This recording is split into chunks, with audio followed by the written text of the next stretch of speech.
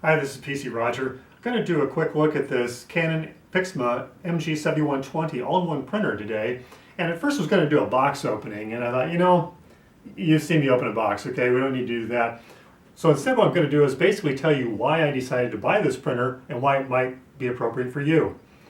It is the 7120. There are less expensive models. This one's in the $150 range or so at Amazon, maybe a little more, maybe a little less, depending upon the time you click the link. But the reason why I picked this up instead of some of the others is simply because of the additional resolution and printing speed and things like that. Some of the things that we're looking to gain from it are like the AirPrint for the Apple appliances like the iPhone, iPad, the tablets. I think certain Macs, the newer Macs have it, where without any kind of special software or anything, you just boom, send that thing off from your phone, for instance, to the printer, and it prints. That's going to be pretty convenient. So we're hoping to take advantage of that.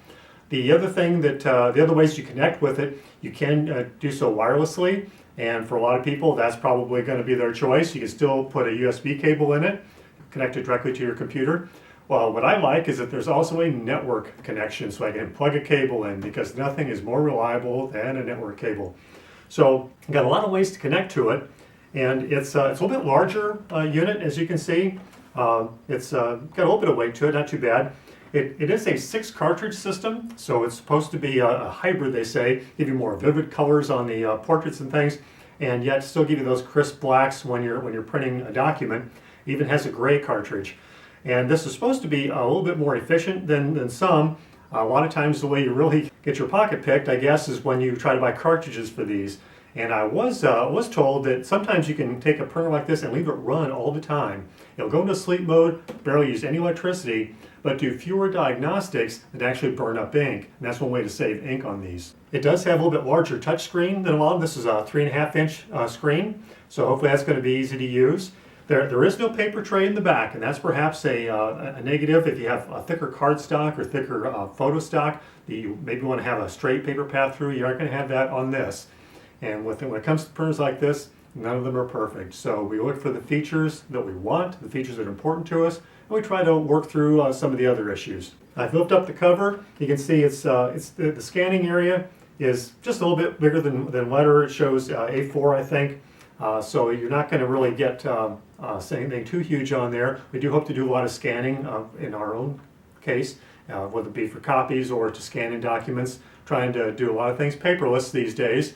And so we take documents, we scan them, and just save the PDF and actually get rid of the original then. Now when you open the front, you automatically get this little paper support that flips out with a little extension. And it flips right back up. On the front here, over on this side, I don't know how well you can see it in the camera, but you actually can insert the MS Duo type of cartridge, or an SD card, or a CF card. Well, we've used the SD card a lot, whether it be to print from a camera or even to transfer files, say when you do some scanning. But again, you don't necessarily have to use that. You can connect to this printer in other ways, but it's nice if you have that card to be able to just slip it in and use it.